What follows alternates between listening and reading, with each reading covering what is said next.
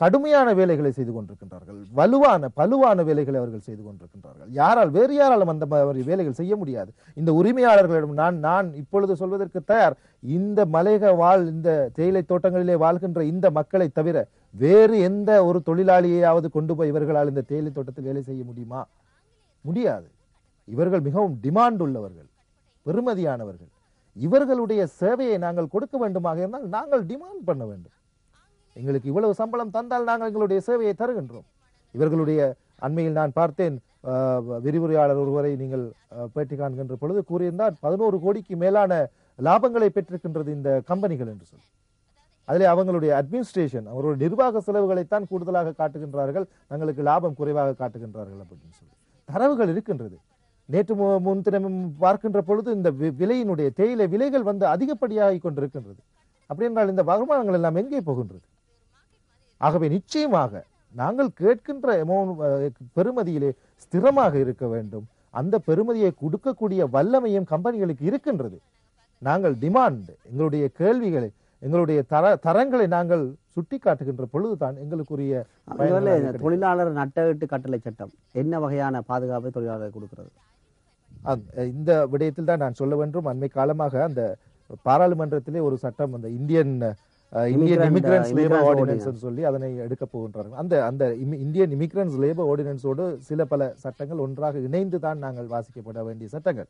இது ஒரு பிரதான விடயம் நான் சொல்ல வேண்டும் என்னவென்று சொன்னால், இந்த சட்டம் கொண்டு வரப்பட்டது என்றால் இதை நான் தெளிவுபடுத்த வேண்டும். இந்த சட்டம் கொண்டு வரப்பட்டது என்றால் நாங்கள் எந்தவித அதிகாரமற்றவர்களாக இருக்கின்றோம் மாகாண சபையில் என்ற கருத்தினை முன்வைத்திருக்கிறார்.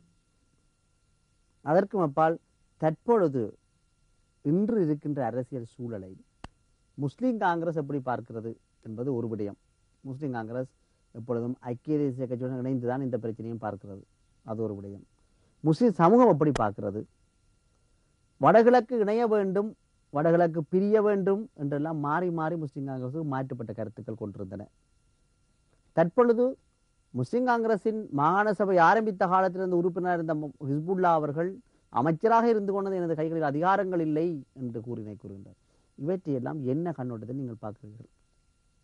உண்மையிலே திரு ரங்கா அவர்களே, நான் மாகாண சபை அதிகாரம் சம்பந்தமாக நன்கு அறிந்திருக்கின்றேன். ஏனென்றால் நான் கல்முனை மாநகர முதல்வராக இருக்கின்றபடியினால் கூடுதலாக மாகாண சபையின் நிர்வாகத்தோடு தொடர்புடைய வேண்டிய நிலையில் இருக்கின்றேன். கடந்த மாகாண சபை அரசு அமைக்கப்பட்ட பின்பு கிழக்கு மாகாண சபையின் துரோகமான நிலைமை என்னவென்றால், எங்களுடைய மாகாண சபை உறுப்பினர்கள் கடந்த வாரம் அம்பாறையில் எங்களுடைய தலைவர் அவர்கள் பேசிய பொதுக்கூட்டங்களில் எல்லா மாகாண சபை உறுப்பினர்களும் வெப்புசாரமாக பேசினார்கள். இது ஒரு ஆலம்பழம், அதாவது இந்த பழத்தை நாங்கள் வெட்டினால் அதற்கு ஒன்றும் இல்லை என்ற தொனியில் எங்களால் ஒன்று செய்ய முடியாது.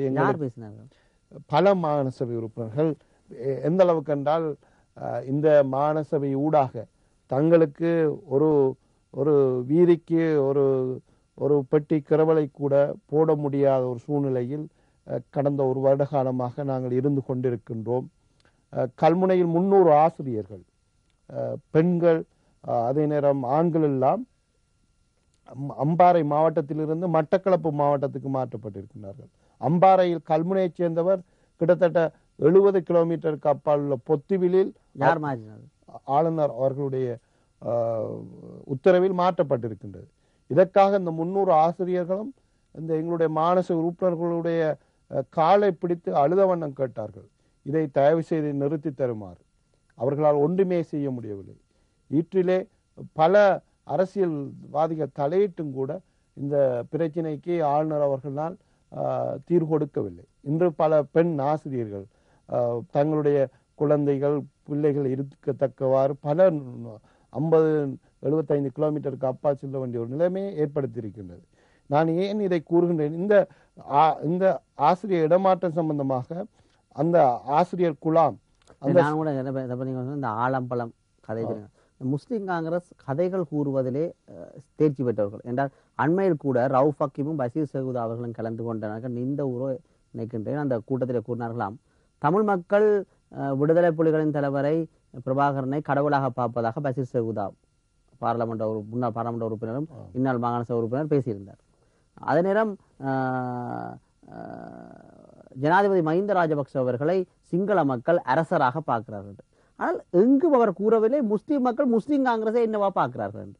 எனவே எப்படி கதைகள் கூறி அம்புலி மாமா கதைகள் கூறி நிலாச்சோறு தீர்த்துவதை விட்டுட்டு நான் கேட்பது என்றால் உண்மையில் அந்த நீங்கள் கேள்விப்பட்டு அந்த விடயத்தில் பேசப்பட்டது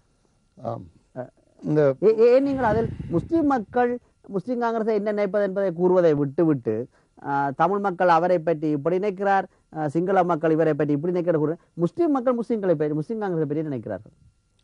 இது சம்பந்தமாக உண்மையாக முஸ்லீம் மக்கள் முஸ்லீம்களின் முஸ்லீம் காங்கிரஸை முஸ்லீம் தங்களுடைய ஒரே ஒரு அரசியல் நிறுவனமாக பார்க்கின்றார்கள்.